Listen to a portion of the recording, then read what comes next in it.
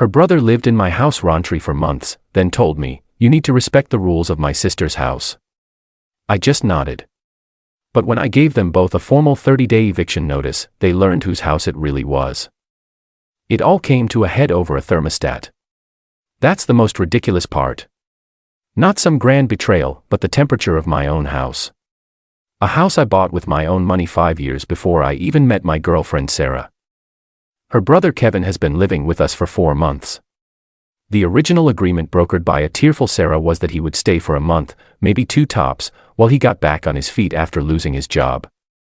In the 4 months since, the only thing Kevin has gotten back on is my couch, where he has successfully fused with the cushions. His only job seems to be pioneering new methods of leaving a trail of snack food wrappers in his wake.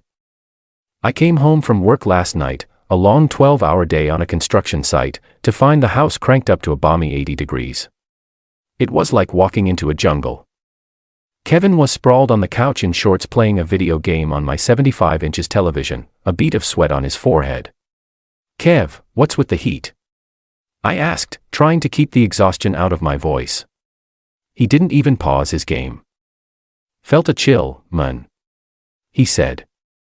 I walked over to the thermostat and turned it down to a more reasonable 70. A few seconds later, the air conditioning kicked on with a grateful sigh. Kevin paused his game. He actually turned and looked at me, his face a mask of annoyance. "Dude, what are you doing?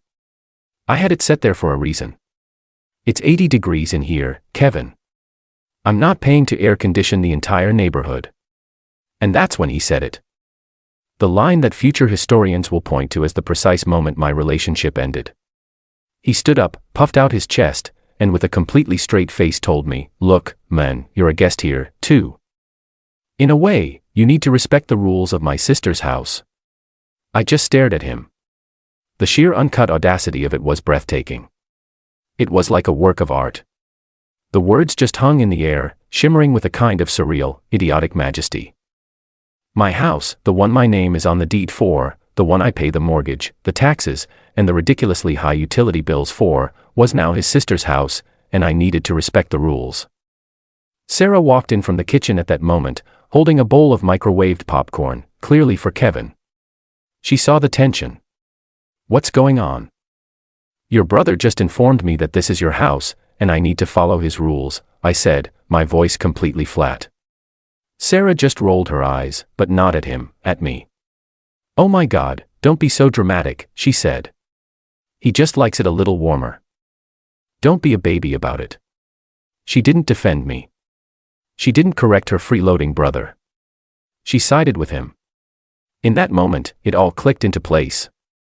They weren't 2 separate problems. They were a team, a parasitic entity that had attached itself to my life. They saw me not as a partner or a host, but as a resource, an inconvenient landlord who just happened to live in their house. I didn't argue. I didn't yell. I just looked at Kevin, then at Sarah. I nodded slowly.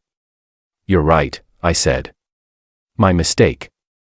I walked past them, went upstairs to our bedroom, and closed the door. They probably thought they'd won. They probably thought I was sulking that I'd get over it by morning.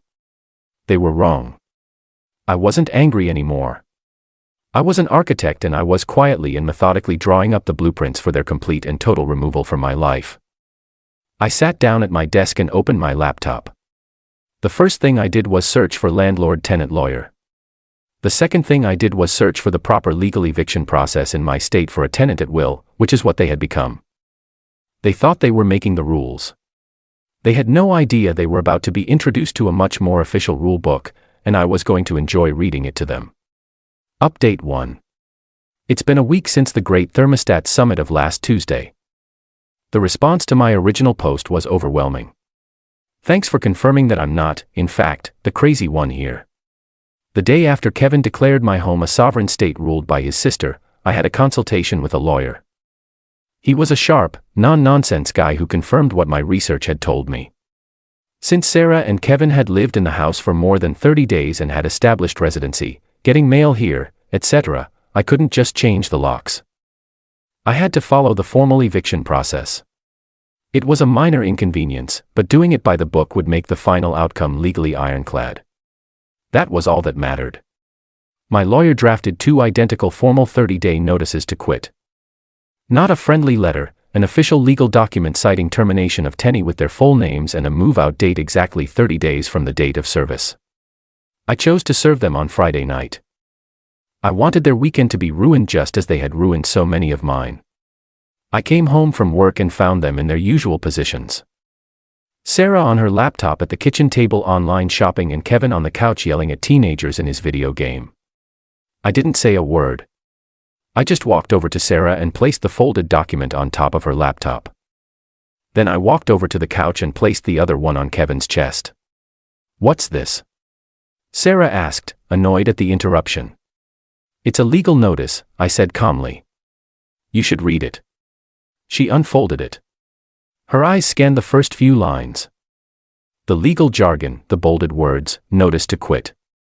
Her face went from confused to pale to a deep blotchy red. "What is this?" she finally whispered, her voice trembling. "You're evicting me." Kevin had paused his game and was reading his own copy. "Dude, what the hell? You can't evict us. This is Sarah's house." The delusion was apparently terminal. "No, Kevin," I said, my voice as cold and steady as I could make it. "This is my house. The deed is in my name. The mortgage is in my name.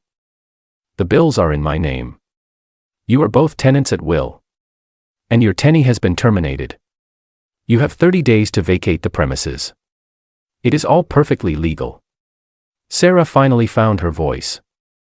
And it was several octaves higher than usual. "You're ending our relationship over the thermostat. Are you insane?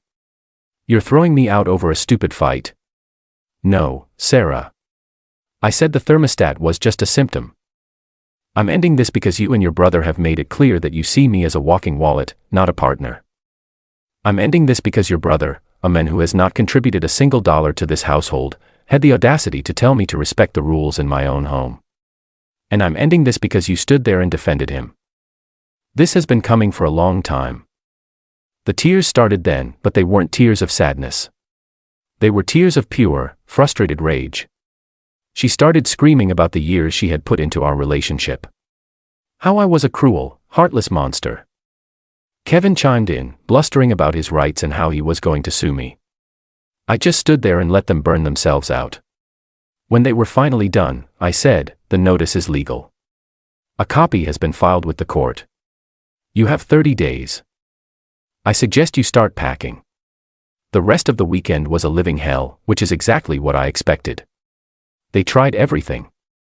The silent treatment, the loud, pointed phone calls to their mother where Sarah would sob about how I was throwing them out on the street for no reason. Their mother called me, of course, and I calmly explained the situation. She tried to guilt trip me, but I just kept repeating, "They have 30 days. My decision is final." The house has now been divided into armed camps. They have barricaded themselves in the guest room and Sarah's old office. The atmosphere is thick with resentment. They think this is a negotiation. They think I will break. They are about to learn how wrong they are. 28 days left. Update 2. We are now 20 days into the 30-day eviction period, and the desperation tactics have escalated in ways that are almost comical. They genuinely believed I would cave. Every day that I don't, their panic grows. The first week was about psychological warfare. They would deliberately leave messes in the kitchen. They'd use every single dish and leave them in the sink. They'd blast music from the guest room at all hours. I didn't engage. I bought paper plates, put a lock on my bedroom door, and invested in a very good pair of noise-cancelling headphones. Every mess they made, I photographed, dated, and saved to a file labeled evidence. When the passive aggression didn't work, Sarah switched to emotional manipulation. She would leave old photos of us around the house. She would try to start conversations about the good times.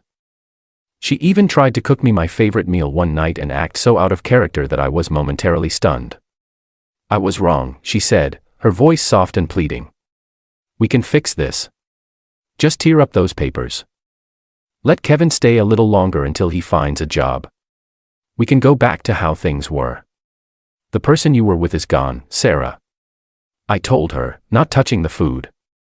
You and your brother killed him. You have 22 days left.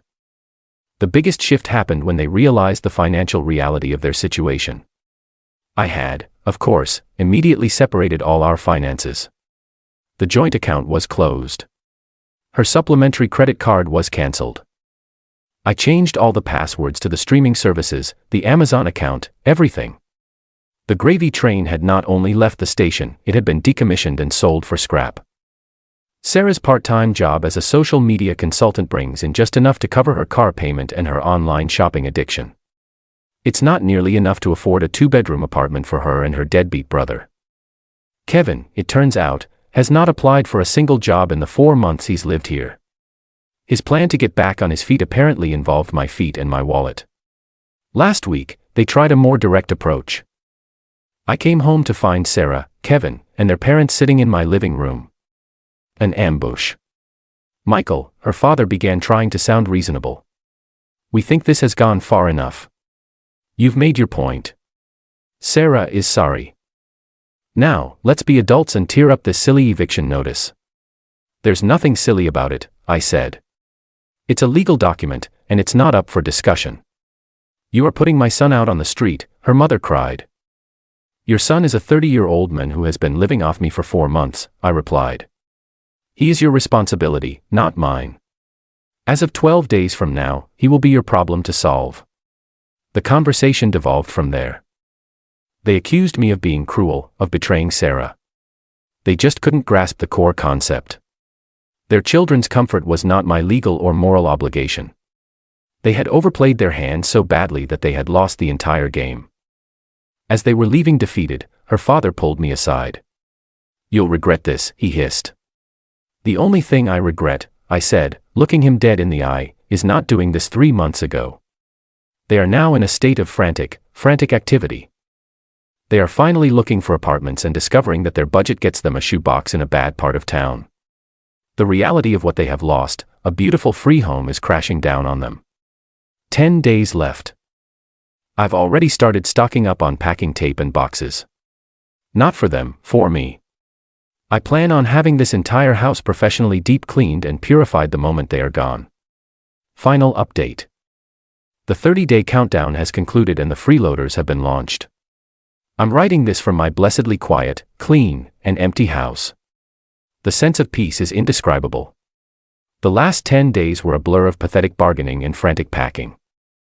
They finally realized I was not bluffing. The closer the deadline got, the more their entitled rage was replaced by a kind of pathetic whimpering fear. They couldn't find an apartment they deemed suitable on their budget, which was a shock to them. Apparently, most landlords expect tenants to have a steady income and a decent credit score, 2 things they lacked as a team. On the final day, I took no chances. As my lawyer had advised, I had a sheriff's deputy scheduled to arrive at noon, the exact moment the eviction became legally enforceable, to supervise their removal and prevent any last-minute drama or destruction of property. They were still frantically throwing things into trash bags when the deputy knocked on the door.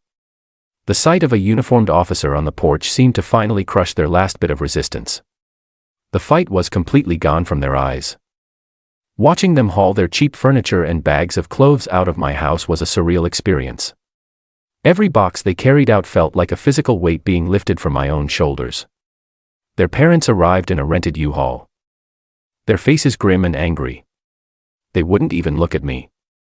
They just helped their defeated children load up their lives. The final, most satisfying moment came as Kevin was carrying out the last box. He stopped on the porch, looked back at me, and with a spiteful sneer said, "You're going to be lonely in this big house all by yourself." The deputy, a big guy with a deadpan expression, just raised an eyebrow. "Son," he said, his voice dripping with boredom. "I think he'll manage." Kevin's face turned bright red and he skewered away. It was a perfect understated end to his reign of terror. The aftermath has been exactly what they deserved. They moved back in with their parents. From what I've heard through a mutual friend, it's a complete disaster. Their parents' small, quiet suburban home has been turned into a war zone. Kevin and Sarah, accustomed to living in my spacious house with no rules, are chafing under their parents' roof. They are reportedly still unemployed, still entitled, and now they are their parents' problem.